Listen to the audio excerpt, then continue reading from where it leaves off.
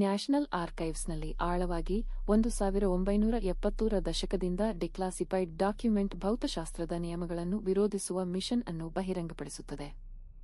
ಇದು ಹಾರ್ಡ್ವೇರ್ನ ಹಾರಾಟವಾಗಿರಲಿಲ್ಲ, ಆದರೆ ಬಾಹ್ಯಾಕಾಶದ ತಂಪಾದ ನಿರ್ವಾತಕ್ಕೆ ಮಾನವ ಮನಸ್ಸಿನ ಪ್ರಯಾಣ.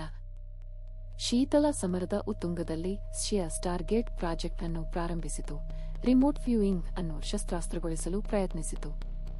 ಅವರ ಪ್ರಾಥಮಿಕ ಆಸ್ತಿ ಇಂಗೋ ಸ್ವಾನ್ ಅವರ ಪ್ರಜ್ಞೆಯು ಕ್ಷಣದಲ್ಲಿ ಸಾವಿರಾರು ಮೈಲುಗಳನ್ನು ಕ್ರಮಿಸಬಲ್ಲದು. ಏಪ್ರಿಲ್ 1973ರಲ್ಲಿ ಸ್ವಾನ್ ಅವರು ಗುರುತಿಸದ ನಿರ್ದೇಶಾಂಕಗಳ ಗುಂಪನ್ನು ನೀಡಲಾಯಿತು. ಅವರು ಆಳವಾದ ಟ್ರಾನ್ಸ್ಗೆ ಪ್ರವೇಶಿಸಿದಾಗ ಅವರು ಇನ್ನು ಮುಂದೆ ಭೂಮಿಯ ಮೇಲೆ ಇಲ್ಲ ಎಂದು ಅವರು ಅರಿತುಕೊಂಡರು. ಅವನು ಚಂದ್ರನ ನಿರ್ಜನ ದೂರದ ಕಡೆಗೆ ನೋಡುತ್ತಿದ್ದನು. ಆದರೆ ನಾಸಾ ವಿವರಿಸಿದ ಸತ್ತ ಬಂಡೆ ಚಂದ್ರನಲ್ಲ. ಸ್ವಾನ್ ಅವರು ಬೃಹತ್ ಅರೆಪಾರದರ್ಶಕ ಗೋಪುರಗಳನ್ನು ನೋಡಿದ್ದಾರೆಂದು ವರದಿ ಮಾಡಿದ್ದಾರೆ, ಕಪ್ಪು ಆಕಾಶಕ್ಕೆ ಮೈಲುಗಳಷ್ಟು ತಲುಪುವ ವಾಸ್ತುಶಿಲ್ಪದ ಗಾಜಿನಂತೆ ಕಾಣುವ ರಚನೆಗಳು. ಅವನು ಹತ್ತಿರ ಹೋದಂತೆ ಸ್ವಾನ್ನ ವಿವರಣೆಗಳು ಆಶ್ಚರ್ಯದಿಂದ ಭಯಕ್ಕೆ ತಿರುಗಿದವು. ಸುಧಾರಿತ ಗಣಿಗಾರಿಕೆ ಯಂತ್ರೋಪಕರಣಗಳನ್ನು ನಿರ್ವಹಿಸುವ ಕುಳಿಗಳ ನೆರಳಿನಲ್ಲಿ ಕೆಲಸ ಮಾಡುತ್ತಿರುವ ಜೈವಿಕ ಘಟಕಗಳು ಮಾನವ ರೂಪದ ವ್ಯಕ್ತಿಗಳನ್ನು ನೋಡುವುದಾಗಿ ಅವರು ಹೇಳಿದ್ದಾರೆ.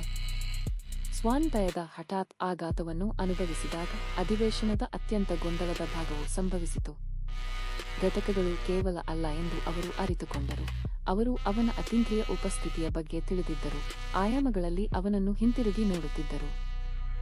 ಸ್ವಾನ್ ಅವರು ಅಧಿವೇಶನವನ್ನು ತಟ್ಟನೆ ಮುಕ್ತಾಯಗೊಳಿಸಿದರು, ಗೋಚರವಾಗುವಂತೆ ಅಲುಗಾಡಿದರು. ತಮ್ಮ ಹ್ಯಾಂಡ್ಲರ್ಗಳಿಗೆ ಅವರು ಅಲ್ಲಿ ನೆಲೆಗಳನ್ನು ಹೊಂದಿದ್ದಾರೆಂದು ಹೇಳಿದರು.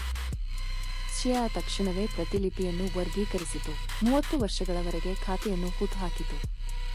ಸಂದೇಹವಾದಿಗಳು ಸ್ವಾನ್ನ ದೃಷ್ಟಿಯನ್ನು ಭ್ರಮೆ ಎಂದು ತಳ್ಳಿಹಾಕಿದರೆ, ಚಂದ್ರನ ವಿಚಕ್ಷಣ ಆರ್ಬಿಟರ್ನಿಂದ ಆಧುನಿಕ ಉಪಗ್ರಹ ಚಿತ್ರಣವು ಇತ್ತೀಚೆಗೆ ಆ ನಿಖರವಾದ ನಿರ್ದೇಶಾಂಕಗಳಲ್ಲಿ ಅಸಂಗತ ಗ್ಲಿಂಟ್ಗಳು ಮತ್ತು ಜ್ಯಾಮಿತೀಯ ಆಕಾರಗಳನ್ನು ಸೆರೆಹಿಡಿದಿದೆ. ಡೇಟಾವು ಕಾಡುವ ಸಾಧ್ಯತೆಯನ್ನು ಸೂಚಿಸುತ್ತದೆ. ನಮ್ಮ ಹತ್ತಿರದ ಆಕಾಶ ನೆರೆಹೊರೆಯವರು ನಾವು ನಂಬುವಂತೆ ಕೈಬಿಟ್ಟಿಲ್ಲ. ಸ್ವಾನ್ ಗುಪ್ತಚರ ಸಂಗ್ರಹಣೆಯ ಹೊಸ ರೂಪದ ಪ್ರವರ್ತಕನಾಗಿದ್ದೇ ಅಥವಾ ನಾವು ಸಿದ್ಧವಾಗಿಲ್ಲದ ಸತ್ಯಕ್ಕೆ ಸಾಕ್ಷಿಯಾಗಿದ್ದೀರಾ?